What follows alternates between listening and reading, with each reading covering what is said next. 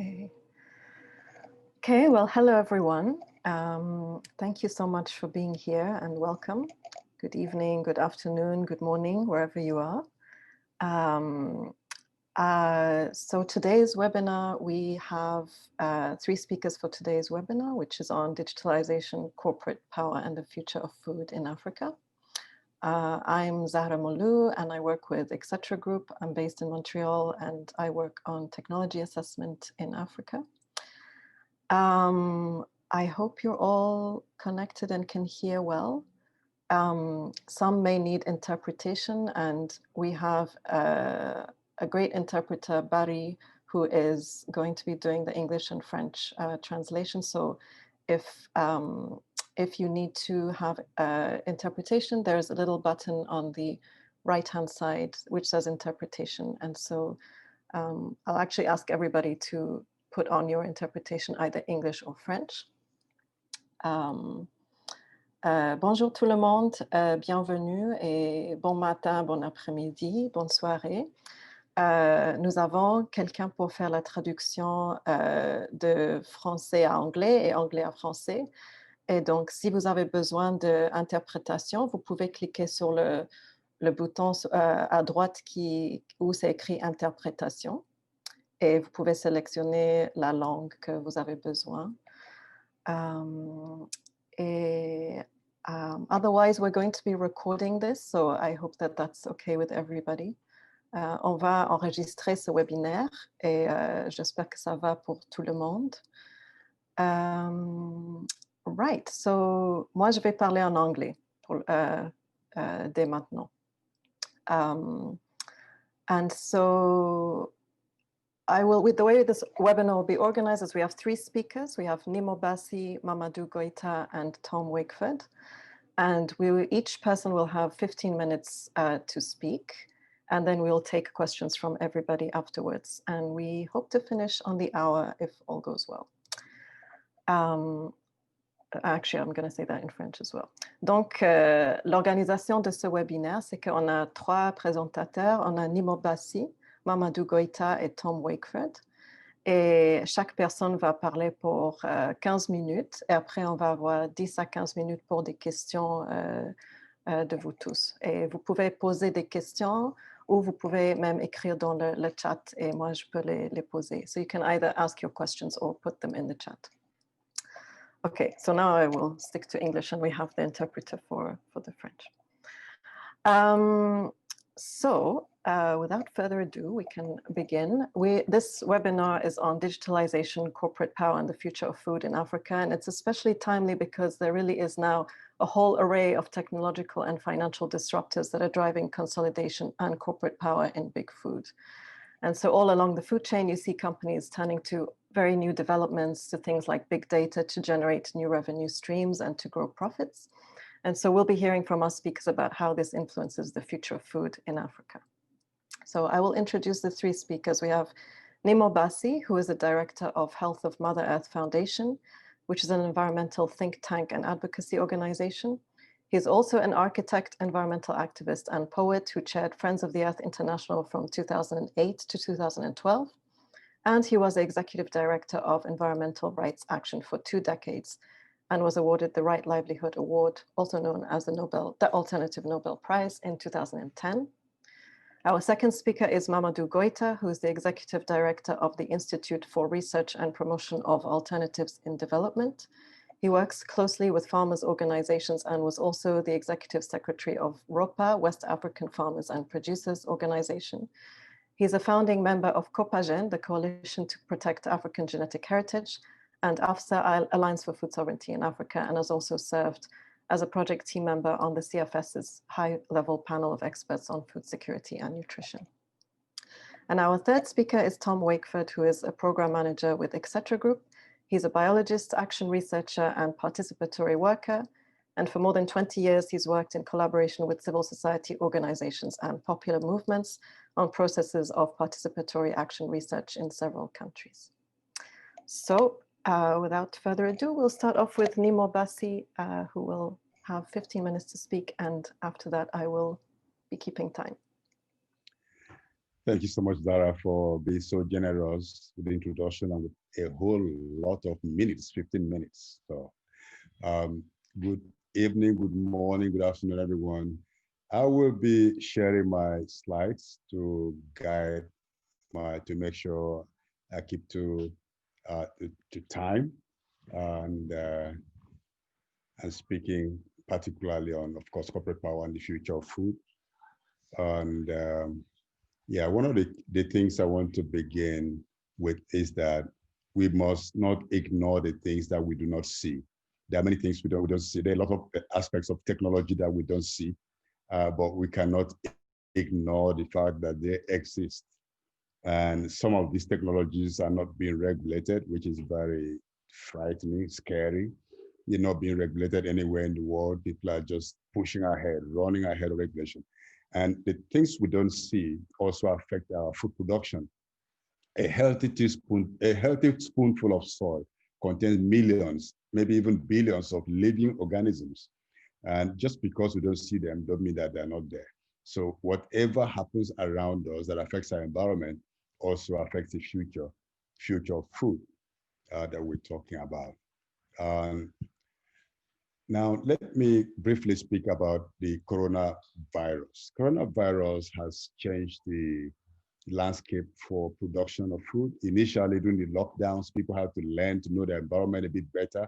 A lot of people, including me, resorted to gardening and getting to produce the foods, the things that we ate, and we were eating fresh. And this fresh and better food, actually, if you had soil or boxes to grow things in. But the attention the virus has received has more or less eclipsed the attention that is needed for other diseases in Africa. For example, up to 900,000 people die in a year from lower respiratory tract infections in Africa. About 10% of all the deaths that you know, and you can see all the statistics. Malaria kills almost 500,000 people every year. But now we don't have this kind of figures with regard to coronavirus in Africa. But of course, because this is a pandemic, it takes all the attention. And so we forget what is going on, still happening despite the pandemic. The same thing happens with agriculture, with technologies. New technologies come up, and we sometimes just take the fetish of um, technology being able to fix everything. And we talk about technology in terms of, for example, the most common technology that everybody deals with: mobile phones, drones, and for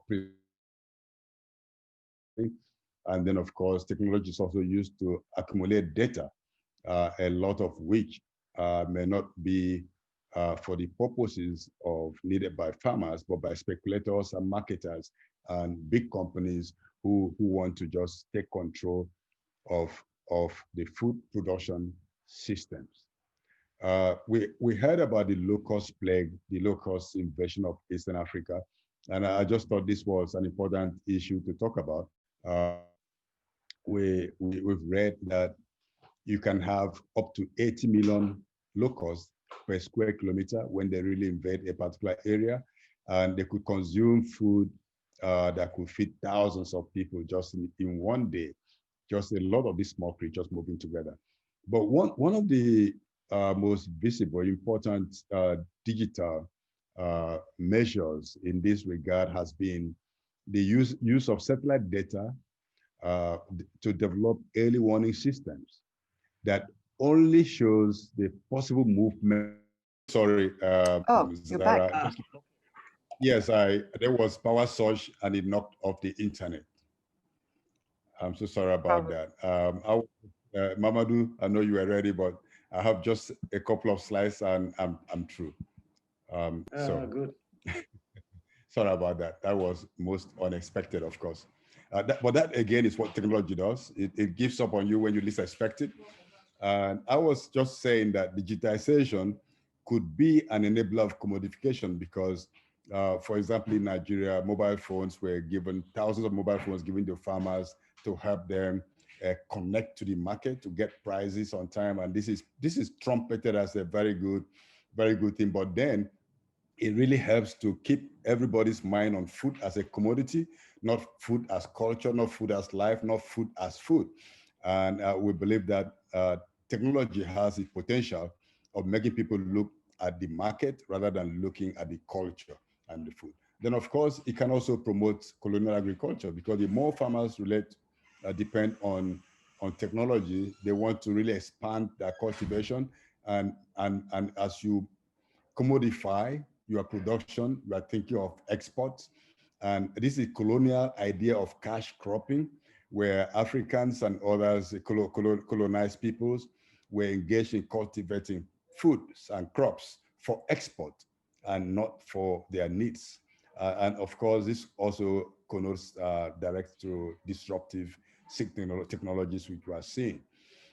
This directly also threatens local knowledge and food sovereignty. All the food is produced for the market, you're going to tend to what the market requires, what is needed for export, what is needed for foreign exchange. This is really terrible for in terms of erosion of local knowledge, erosion of food technology, and then the adoption of standard that meets the requirement. Today, this information came that today there's a what I'll call a hunger party of a private equity firm focused on agriculture and agribusiness, manufacturing and consumer goods in Lagos. Today they're having a meeting, maybe about now, they have what the party about now, and the dance parties include the president of the African Development Bank, president of Alliance for a Green Revolution in Africa. We have people from the Gates Foundation, Rockefeller, USAID, Syngenta, and Oxfam. So you can imagine the threat, what would come about. There will certainly be heavy discussions on digitization at that meeting, marketization of food, commodification of food, production of food for machines and for export, and little about the local people and about the poor farmers who are looking for how to take care of their own food needs. And so we're ignoring the parts of agroecology, or ignoring provision of extension services, ignoring the need for rural infrastructure, and of course, subverting food sovereignty. And so I see digitization of agriculture at posing some threat used by local farmers. It could also be very useful. But with corporate power leading the way, then of course it's going to mean shifting food away from the needs of the local people, from farmers, and also making farmers more hungry, and generally disrupting agriculture away from the needs of the people. Thank you, Zara. Okay, thank you so much, Nnimmo. I invite people to write questions if you'd like to pose some questions to Nnimmo in the chat. And meanwhile, we will take the questions all at the end, but please do feel free to write them in the chat. And now we can move to Mamadou Goïta. So the floor is yours.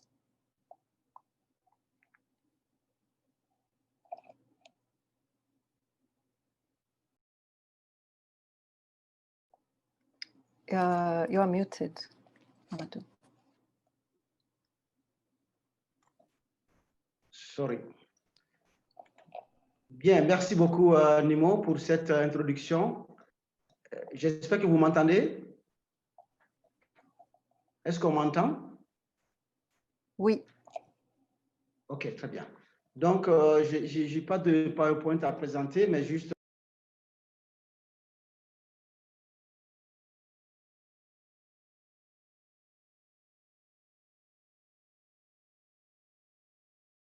les mégadonnées et les questions agricoles en Afrique méritent vraiment de s'appesantir sur certaines dimensions importantes. Beaucoup ont déjà été évoqués par Nnimmo, notamment toute cette déconnexion entre les systèmes de production.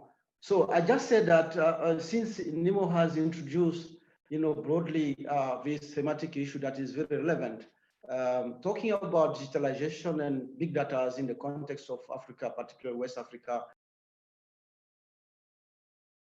it brings us to just broaden our perspectives on different angles. The first one is the upstream side of the production system, and the other side will be the downstream. Since we have different segments at that two levels, so I just want to to quickly give my thought on the upstream side, the downstream side and the upstream side. First, if you look at the production system, there are key different things that are related to two different options that are taken by most West African countries. The first one is the concept of food sovereignty. So we need to consider the upstream and downstream segment of a food production system, just to make this link, and what the digitalization to some extent can be exclusive for smallholder farmers, those who are the producers of the food that we eat daily in our countries. Just to say that, talking about digitalization and what it represents for our continent needs to really address the upstream and downstream system of a production system. What is happening actually in the production system? So we talk about issues that GMOs that Nnimmo has mentioned is part of the conversation. How this big transformation via technologies, has been impacting actually some of the food sovereignty pillar that is seed. Also, it's impacting access to some extent to this kind of seeds. But when we talk about also some of the technology that are used actually in even water management system, but also the kind of technology that are digitalized and then working to some extent for the control of the food production system, we may realize that this is exclusive to smallholder farmers. First, because of the access. Secondly, because of the level of education of people related to the system. So it's too fast, but going to some extent and hiding very, very relevant and important information that are related to the production system. So what is happening actually is just to narrow down the share of smallholder farmers in the spaces of production that we have. This is clear actually from data related to the technical aspect of the production. It's also something that we can relate to the information that people need to proceed to the production.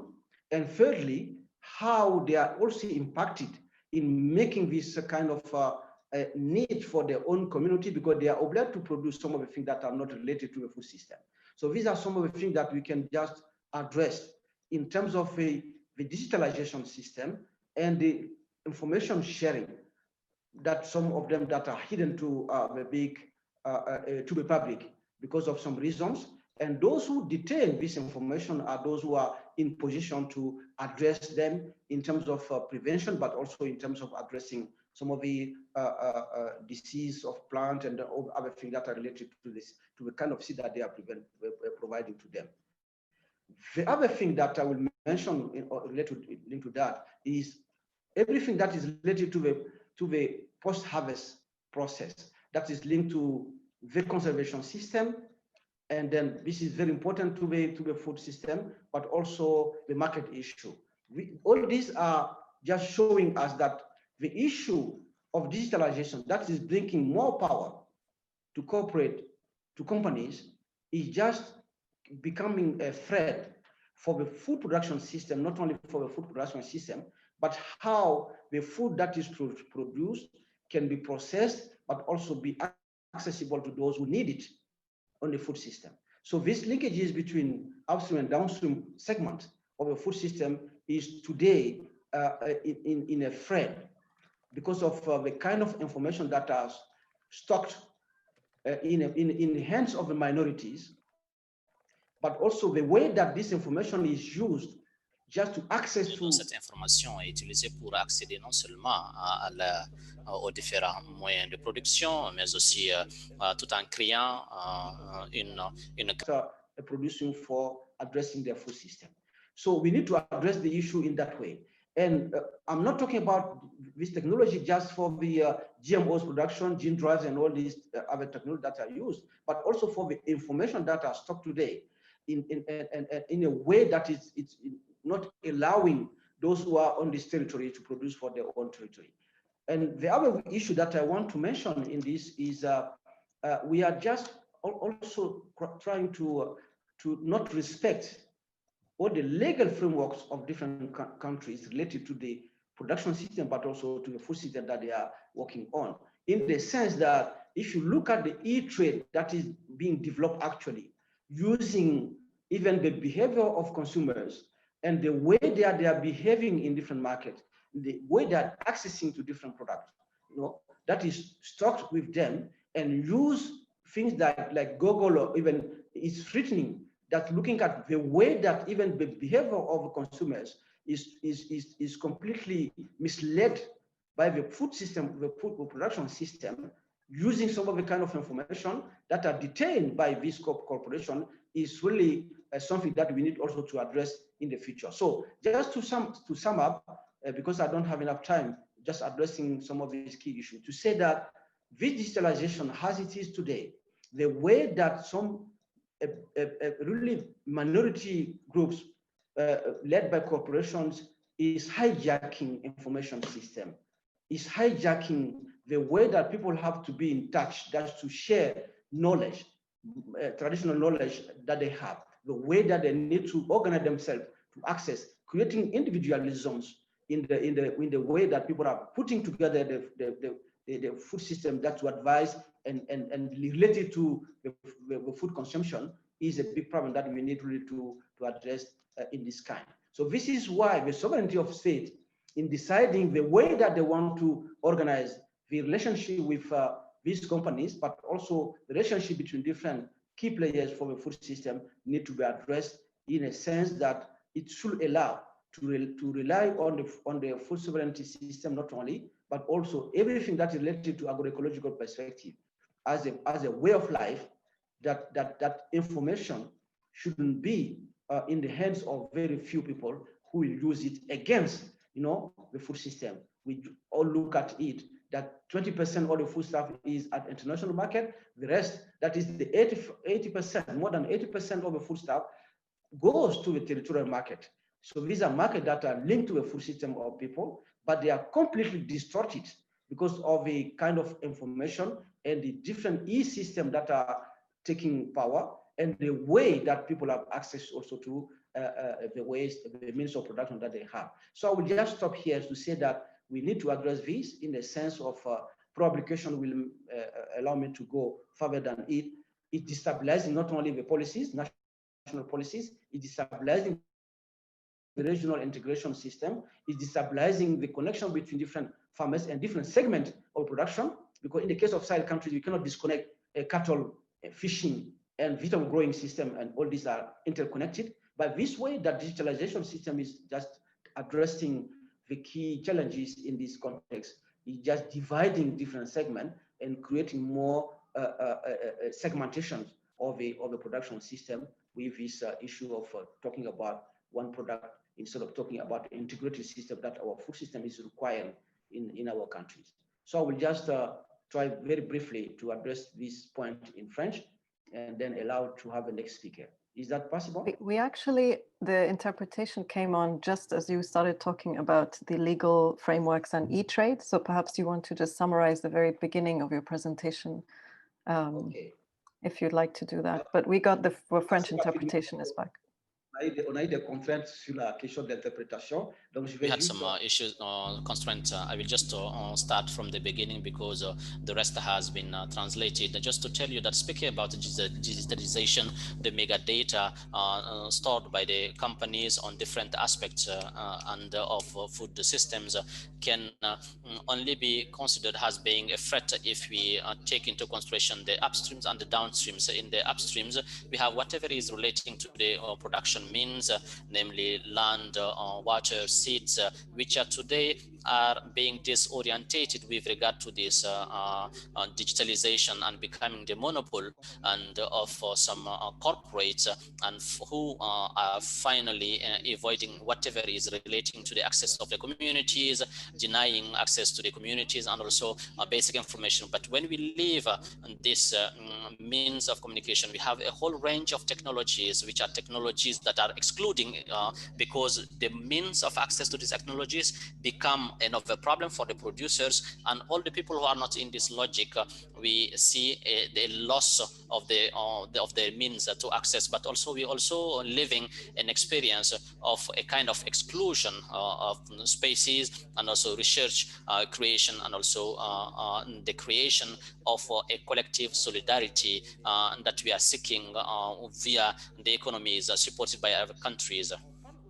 But we are also speaking about the post-harvest activities that are mainly very important, because it is the issue of processing, access to these resources, these productive resources, to be able to access to markets, which are markets developing the local economy in a new economy, but also creating optimum conditions for the producers. But with this information on the e-trade, and that is going to change the food on diets and behavior, so that are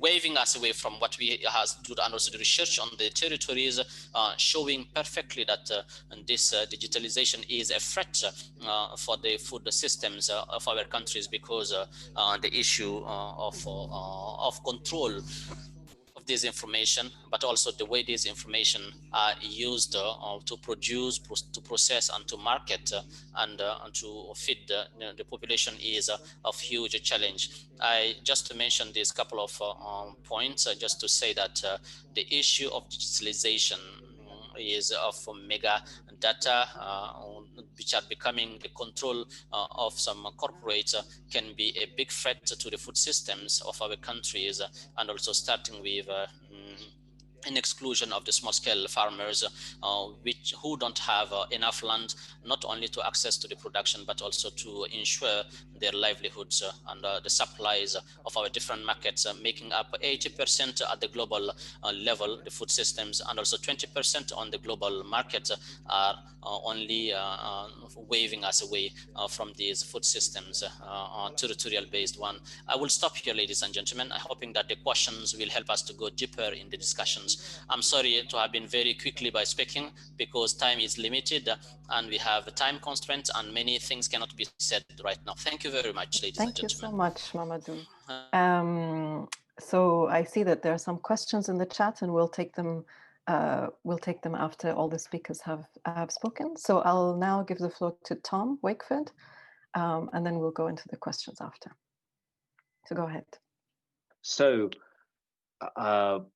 first of all, I want to say the images you're going to see are biased towards Europe and North America, but please forgive that and imagine it transposed into the settings of Africa. One of the things we've kept hearing right from the beginning of the pandemic is that the food system is broken, but the big shift has been, rather than this coming from those of us who support agroecology, who are saying that these industrial methods based on artificial chemicals, that they are breaking the food system, it's actually come from groups like the Rockefeller Foundation, We Need to Reset the Table, other technology startups, and even people promoting Petri proteins, these meats, artificial meats or alt meats. They are somehow going to fix the food system, that now the people promoting high technologies are telling us that the food system is broken in a different way. So the way in which this has been talked about, particularly in the Western media, but I imagine also in other places, is this idea of a fourth industrial revolution, and both Nnimmo and Mamadou Goïta have alluded to this, but it's a very specific idea put forward by the World Economic Forum. This is the group of large corporations supported by governments as well. They see the first industrial revolution as being about mechanization, water power and steam power. The second being about mass production and assembly lines. The third being about computers and automation. And now they see a future fourth industrial revolution, which they call cyber physical systems. But in ETC, we break it down into four for the food system.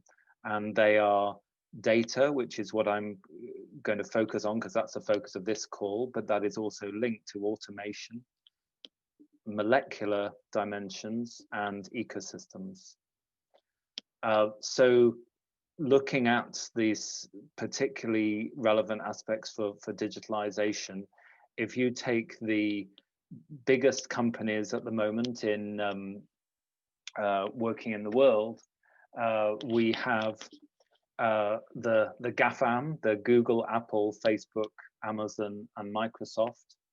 And then we also have the BATUCs, which are less well known in some parts of the world, but increasingly well known everywhere. Baidu, Alibaba, Tencent, and Xiaomi.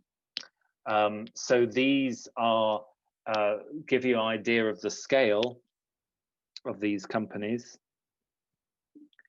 Of the top 10 companies, you'll see, apart from Saudi Arabian oil, they're all there. And even these other companies are often data dependent. So data, using data, these data platforms are incredibly powerful. Which doesn't mean they're necessarily delivering the goods yet. It just means people are investing in them and buying their shares, so the share price is going up. So how do these companies make their money at the moment? Well, I'll just briefly describe the idea of caching. Now, you all know when you use your phone or your computer, there's a cache. What is caught by the system that you're visiting? Well, what social caching does is it collects this together. So here is somebody in their car, they're on their phone, it collects their address, their age, their income, their hobbies, and it sends that, in this case, to Facebook. And as we know from the British referendum on Brexit and probably the Trump election in 2016, and I do believe some elections in Africa and Asia as well, and Latin America, companies like Cambridge Analytica use that. Now, the way they use that depends on taking where you are, so your geography, your age, your gender, but also all these other things that here in the middle that they can extract from your social media, and then they can make predictions about openness, your conscientiousness, whether you're agreeable, whether you're neurotic, and they use this for what they call behavioral micro-targeting. So this is every time you like something on Facebook, it's collecting these data, and as a whole, if you take the US, for example, and other countries are catching up, there are 4,800 pieces of data on 230 million adults in the US. Quite useful for the company.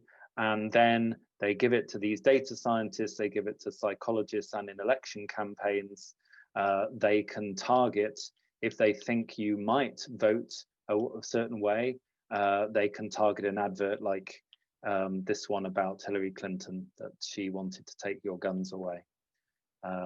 Quite unpopular in the US among some groups. Now, that's social caching, and so it's reconfiguring human culture for algorithms, for machine learning. So there's the behavior, there's their behavior being collected. This is bringing it all together so that thousands, millions of people can be, the machine can learn from their behaviors, and it becomes huge in scale with billions of bits of data, and then you can make money from it, and you can change elections with it. Now, how is that relevant to food systems in Africa? Well, what is being proposed and what has begun in countries all over the world, including Africa, is what you could call ecological caching. So here is the data gathering, machine learning, pulling this data out of people's measurements about the weather, where they happen to be, what's happening to their plants, what milk is produced, what they're spraying on their land, and what's happening with their pests. And it is actually beginning to, in some places, reconfigure the food systems so that they work better through machine, so that they produce something that's more predictable for a mechanized agricultural system. Now, just another way of thinking about that is, yeah, there's somebody collecting their data. There it is going up into the cloud from all these devices, and into the satellite, and into the companies like Bayer, as they now call Monsanto, and these other companies to use and make money from. And the scale of this is quite incredible. The largest accidental megastructure humanity has ever built is the infrastructure connecting all these things. And the energy use is quite huge. Just in 5 years' time, this Internet of Things connecting all these devices is expected to contain more than 100 billion connected devices. So it's connecting right now 127 new devices per second. And the energy use of this is becoming quite significant. We maybe don't think of our computers and our phones using much energy, but if you combine it together, the Guardian reported a few years ago now that these data clouds could use a fifth of global energy in 5 years' time, and we haven't seen anybody contradict that. So what sort of things might we see as this digitization goes forward? Well, we could see drones making fields legible to algorithms, but there's a deliberate hyphen here because it is also the culture. They will be changing the culture to one that is predictable for machines and can be controlled by machines. So the human culture that began agriculture in Africa all those thousands of years ago is going to perhaps finally be taken away from farmers, and farmers will be left to tend the machines while a small group of people decide how the land should be managed. And I should say there are huge problems with whether this will work or not, but these are the things we're being promised by this fourth industrial revolution. So just to finish on a couple of brief overview slides, we have the current food value chain moving from the seed through the farm, through processing, distribution, retail, and consumers. And then we have the overlay of digitalization, where this data is flowing through all the data coming from genetics, from nutrients, moisture, soil, microbes, through the distribution of the food, commodity prices, sales, and waste. And all this is through this Internet of Things and machine learning through a increasingly elite group making all these decisions rather than smallholder farmers and even larger farmers having decisions taken away from them. And the biggest company behind this is the thing that began as a bookshop and is now, I forget whether it's the richest, third richest person in the world or the first. I think it might be the first, which is Amazon. So Amazon web services is half of all the cloud infrastructure in the world now. It makes 64% of Amazon's profits, and that was in the second quarter of this year, when all our countries, pretty much without exception, the possible exception of China, South Korea, and Taiwan maybe, were going through an absolute collapse. In fact, even those were affected by it. Amazon made £11 billion of profit. So that's the quarter beginning April going through to July. And these companies are also, of course, using the cloud as well over here, and combining their machines, in the case of John Deere tractors, their chemicals, in the case of Bayer Monsanto, with Amazon web services and other cloud services. So I'm coming to the end now. I'll just show a final diagram, if you'll forgive me skipping a couple here, which is our formula we would support for understanding digitalization, is called DC3. So the first DC is data colonialism, extracting these resources from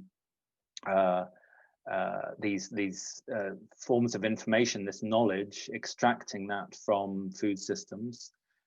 You also disrupt the culture by bringing in alternative knowledge systems that are based on a model of prediction from a mechanistic and computer-based system that is not about local knowledge or local culture, but is about one that's imposed from outside. And then the third DC, disaster capitalism, where the phrase used by some of the capitalist entrepreneurs is never let a good crisis go to waste. So just as in the pandemic, Amazon has increased its profits, and we can all think of companies that have done well, this is actually no problem, because a disaster, it's no problem if you're a large corporation, because actually disasters disrupt things in a way that is helpful if you can persuade the governments and the people to not resist your ideas. So very, very finally, just an overview, we have the Great Reset here, which is another phrase used by the World Economic Forum about, you know, that for us is implying the suppression of community voice, violent resource extraction, corporate corruption of science, and deregulation. And on the other side, both indigenous peoples and local communities defending food sovereignty, but also urban communities who could produce a better food system working together with rural suppliers. So I'm sorry if I've gone a bit over time, but I'll leave it there and hand back to Zara. Thank you. Hey, thank you so much, Tom, and thank you, Mamadou and Nnimmo, for those presentations. We're going to go a bit over time due to the technical difficulties and the fact that we started a little bit late. So we have about 15 minutes for questions. I'll start off with some of the earlier questions that were posed to Nnimmo. One was about, you know, how big a threat GMOs are in the country, and also another question also from Maria Radel, excuse me if I hope I've got your name correctly, about the Gates Foundation and whether the Gates Foundation is more interested in making money than in making conditions for living better in your country. Perhaps Mamadou and Tom can also answer, but I'll start off with Nnimmo on that question, and then there are a few others I will go to. So go ahead, Nnimmo. Well, I responded to some of the questions, but Gates Foundation is clearly interested in making money. They're into heavy speculations, pushing genetic engineering and other digitization onto the continent. And so that they're just interested in profit and money. That's clearly it's not philanthropy. It's about making money. It's profit making and raw capitalism. That's not just in Nigeria, but across Africa. Yeah. So that is a short and long answer to that. There's a longer question by Charles, which I could just quickly address. Maybe I can just read that one out. Okay, all right. That's the second question. I'll come to that. I don't know if Mamadou, Tom, did you have anything to say about the Gates Foundation on this topic before we take the next question? Oui, donc je vais parler en français. I will be speaking in English to change the tone. Is that okay? The Anglophones, can you hear the translation? Yeah. Non, je crois que of course, I believe, of course, we have enough elements that we have brought out on the Millennium Gate, changing the whole dynamic today of the public goods and then common goods, because you have heard about the Agrar, just for women research in Africa. That is a tool that has been created, an instrument developed since 2006 to infiltrate African farming, like the health system has been hijacked by this and create conditions to be orientated toward a monetarization, a systematic monetarization and of the African farming. This is based on a green revolution, and also that consists in using the combination of three things: intensive use of GMOs, intensive use of water with control systems that are of great issues, and also using hybrid, trans-hybrid genetic things. All these, it's all about opening a market today that will help to have cash. The fact that is much more threatening is that these corporates are creating foundations that has financial connotation, and then getting back all the public funding spaces. So the farming will be funded by these, health will be funded by these foundations, and in the optic of creating markets, captive markets, and to ensure their incomes, the control in some countries. But in a country like Mali, we have just published a booklet on Agra in Africa with some external with other countries. The resistance helped not to be invaded by this model of the green revolution developed by the millennium. I will stop here for now on this question. Thank you very much. Okay, thank you so much. Okay, the second question we have from Charles Dewa, who asks, is it possible for African countries to harness digitalization to their benefit? Some people are saying digitalization can help us document and preserve biodiversity that could otherwise be lost due to climate change and the loss of African memory as elders die before passing on their knowledge to future generations. Digitalization is also said to be empowering women in ways that reverse patriarchy. For instance, women no longer need to get permission from their husbands to participate in virtual meetings and seek knowledge freely, unlike if meetings are kept physical. What are your comments on these perspectives? Okay. Well, those are a lot of questions right there. I think it's quite possible for, of course, for African countries to harness digitization to their benefit. That's possible in the realm of possibility. It's possibly in situations where corporate interests do not override national interests. In other words, when the system is not colonized. If the African peoples and their governments and research institutions are in the driving seat, of course, this could be utilized in a way that is beneficial. Then with regard to using digitization to preserve memory, again, that is a possibility that could be positive, but that depends on the people owning the process. Otherwise, if somebody else controls the system, then the narrative is going to be preserved or obtained, recorded, documented, and preserved in a way that does not really represent the needs of the people. And I should mention also that biodiversity is not just is not being lost just because it's not lost in a neutral way. Due to climate change. That, of course, contributes, but a lot of what is lost is being lost by the intrusion with genetic engineering and with plantation agriculture, with colonial ecology. This is what is driving loss of varieties in many of our territories. Then finally, response to how liberating could digitization be in terms of reversing patriarchy? That's an interesting question. My answer to that is that it can be quite liberating to be able to seek knowledge without having to obtain permission from another person. That is a big liberation. But we should also recognize the fact that solidarity and cooperation is one of the best ways to learn, so that you know what the next person knows, and then you share knowledge. You don't learn alone.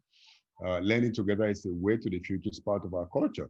So digitization can be used in that way, to learn together, not necessarily to learn separately or to learn in secret. I mean, unless that is most necessary, and that's the only way to go.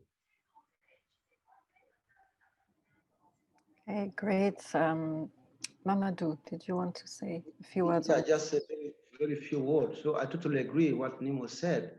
And Charles probably knows that digitalization can be an opportunity in many different contexts, just to boost some of the things that people are doing. But what kind of digitalization are we talking about? And what kind of information that we are talking about? When we talk about the mega data, this is something that is clear today. That is it's a monopoly of very few people just hijacking information, collecting data, informations and resources from different on different territories, but stocking them, bringing them together, cross-cutting them, and then selling it for their own benefit. So this is the kind of thing that we are denouncing here.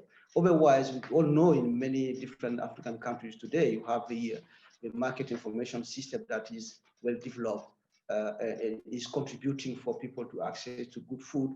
It's contributing also to allow some smaller farmers just to access to some kind of information, and then having access also to some recipes, no? Some recipes at different level, from weaning recipe to adult and all these kind of things. It's contributing also to share some kind of information, even in the production area. So this kind of thing that's going on is at the community level, that can allow to have open sources to allow people to access to it, and it's a minor part of the information that we have today. So what we are talking about here is this metadata, and if you look at our genetic resources and we weight their stocks to some extent in this kind of metadata, but people don't have access to them, it's very problematic. So we are just saying it's an opportunity if you have control over these processes, but this is not the case today, because the minor part is in the hands of the communities, but the rest, the biggest part of it, is in the hand of the companies with technical information, social information, and political information related to all these technologies. Thank you. So the world heritage are becoming individual heritage today. So this is the problem that we are denouncing. Thanks. Tom, did you have anything to add on that? Okay. I'll just say that there's actually a project to digitize the to provide a database for biodiversity, which is called the Earth Bank of Codes. And it's interesting because it's exactly what you're saying, Charles, is the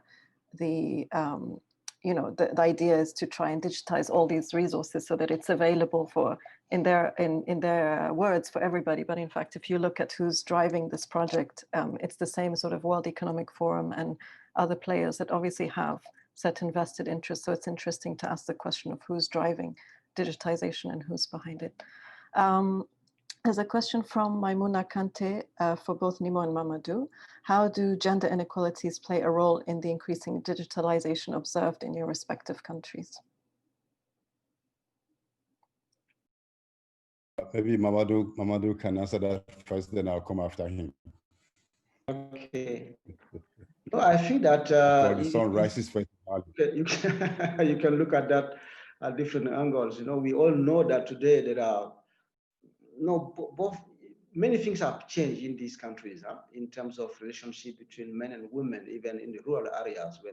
production system is setting up. Because of some of the normal trajectories of the countries, people have been learning a lot, you know, besides this, it is speeding up things that really were in our countries already. People have been learning a lot in different groups, cooperatives and the like, learning how to read, learning how to count in foreign languages, but also in their own languages, and then also trying to do some kind of work together.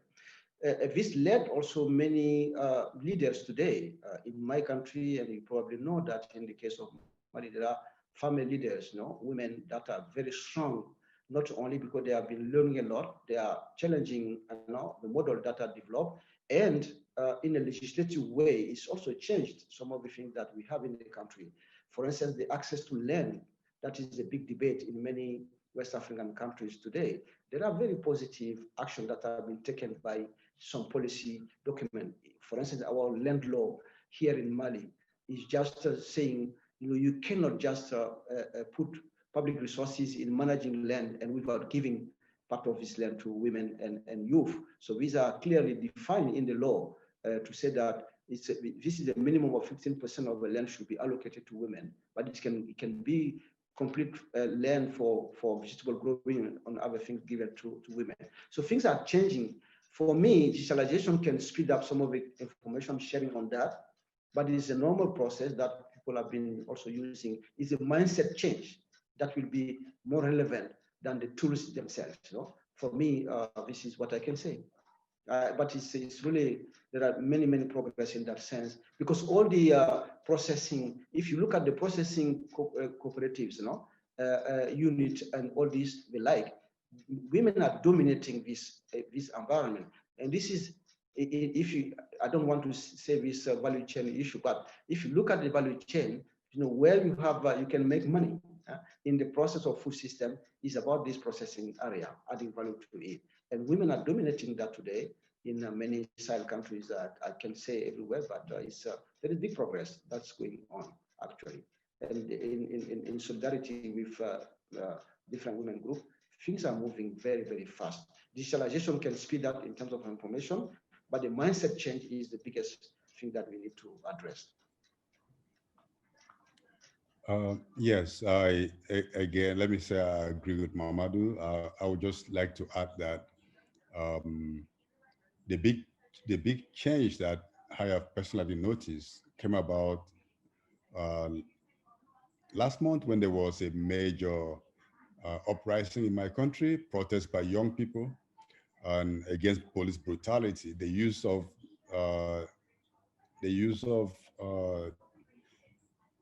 technology in organizing the movement and taking care of what was going on, providing safe security, providing emergency help, and all that was completely amazing. Which shows that young people, the penetration by young people is very high.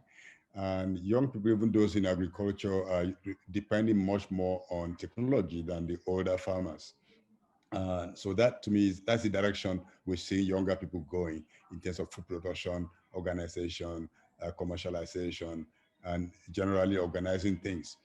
And then in terms of gender, with regard to, if we say, for example, rural women, I think there's a greater probability for the men to have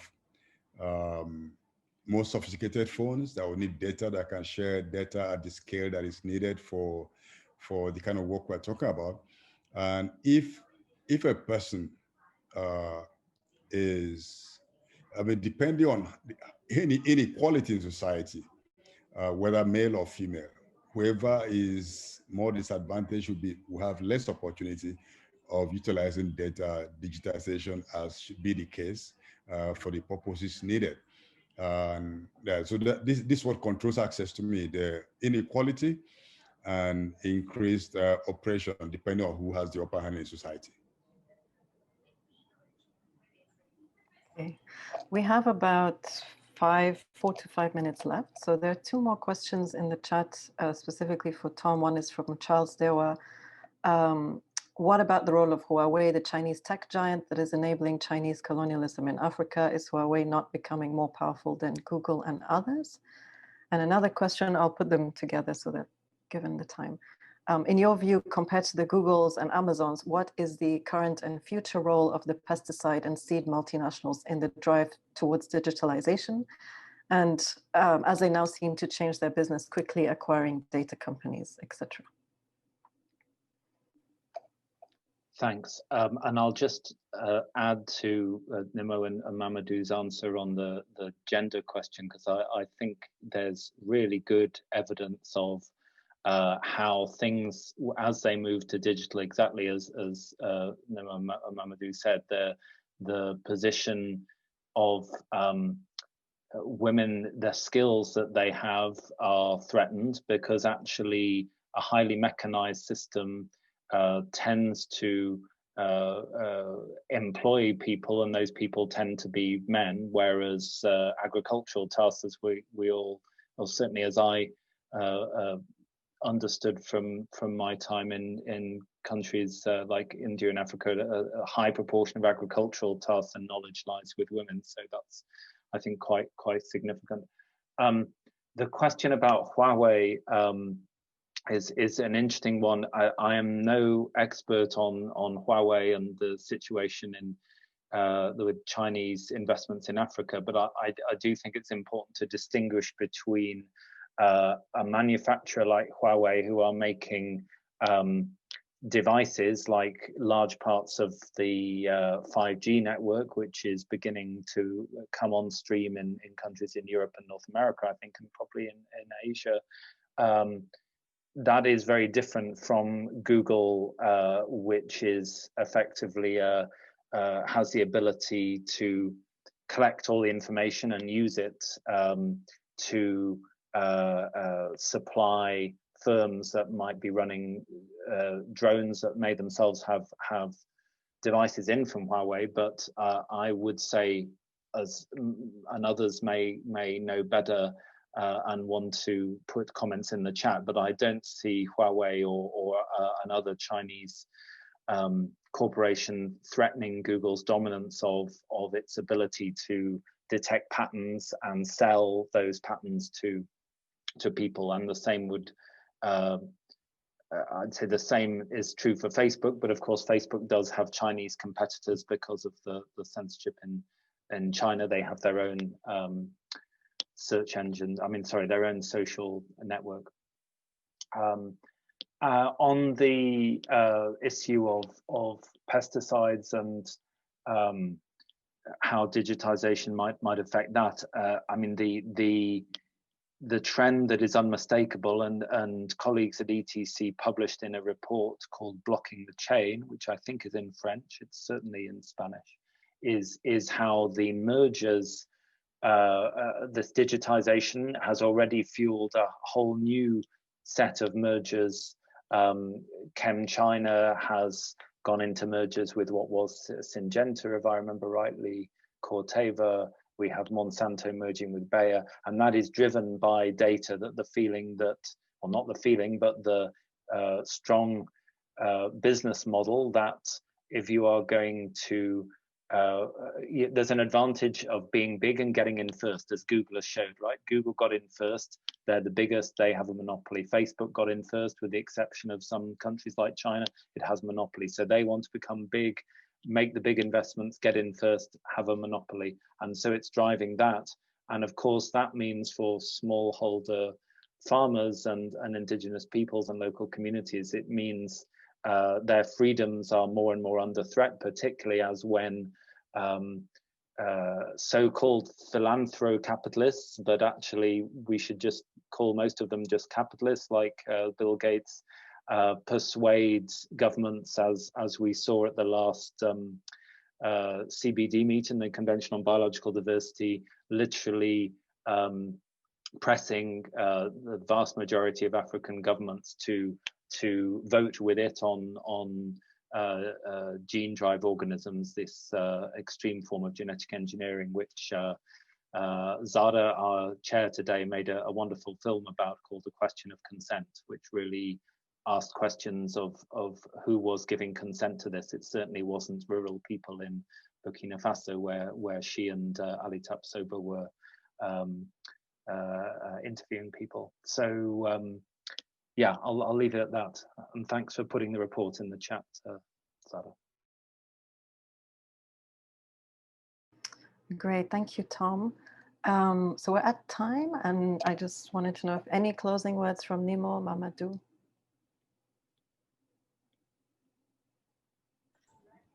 Well, yeah, Nnimmo will. Yeah. Go ahead. Okay. Well,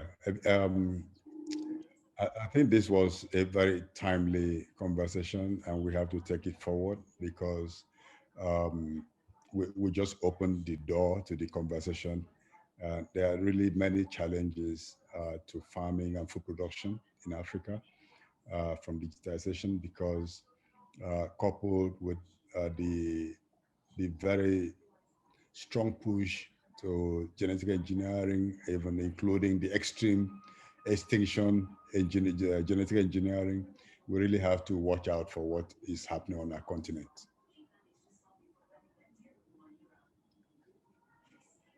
Thank you. Mamadou, any closing words? No, juste pour dire que. Just to say that I think that we have a lot of points on which we could have come back, but it shows all the need and the relevancy to kind of open debate on this whole range of issues and go into substantive debates whereby we realize that these are things that are happening unseen. This is a machine that is ongoing on human and also the food system, their incomes, and we can in a very collective way to work toward opening debate and change the trend, and this is what we should be doing.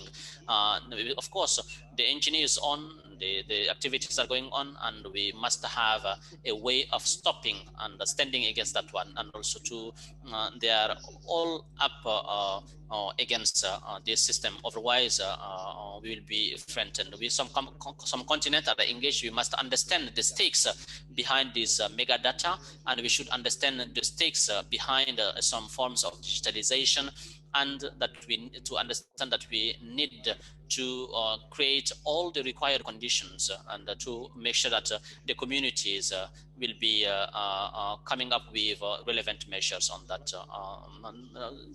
It's the only message I have of mobilization, and then call upon you, and philanthropy is not there, and we should find ways and to take into account the personal profile. That's why we are all threatened, and we are all in the same boat, because we are all victims of these weight that are weighing on us, on the food systems, and also on life. That's all I wanted to say. Thanks you very much, ladies and gentlemen. Thank you very much. Tom, do you have any closing words? Yes. Juste une information pour ceux qui ont demandé the people who asked the document, I have. Juste il y a d'autres documents que tu pourrais envoyer après. Thank you, Zara, and I should personally thank Barry, our interpreter, who's had a very tiring hour doing it both ways. Thank you, Barry. I just had a final thing, which is a note of a glimmer of hope, in that I think this goes back to conversations we've had with several people on this call since the pandemic took off, that it is shifting things, given how badly some of the most extreme capitalist, the most neoliberal countries have fared with the pandemic, and seeing a new president, assuming he arrives in the United States, that at least is opened, claims to be open to the regulation of big tech based in the US. I think there's an opportunity to push for that, to form alliances and in international negotiations powered from grassroots voices like many of you are involved with, I think there's a glimmer of hope there, and that's something that we'll certainly be keeping an eye on and working to make happen, so that the sort of principles of food sovereignty are maintained and enhanced. So I'll leave it there. Thanks very much for your time, and it's been a great honor to be part of this session. Thank you. Great. Well, thank you so much to all three of you, Nnimmo, Mamadou, and Tom. And thank you so much, Barry, for interpreting for a long time, given all the technical glitches. Sorry for those prolonging it because of that. And thank you everyone for attending. If you want to know a bit more about what's happening with digitalization and technology and food, Nnimmo Bassey's organization, Health of Mother Earth Foundation, is working on similar issues, as is IRPAD, where Mamadou is working. And etc. Group, we've put some documents in the chat about these topics. One is blocking the chain, and the other one is plate tectonics. And we're also together with Mamadou and Nnimmo and other people have put together a new platform to assess new technologies in Africa. And so we'll certainly be looking at digitalization and food. And so if you'd like to be a part of that or get involved, I will put the email in the chat. Here it is. It's called Africa Technology Assessment Platform in English, and PEMT-Afrique, Plateforme multidimensionnelle d'évaluation des technologies en Afrique in French. So thank you so much, and we hope to see you next time, and have a good day.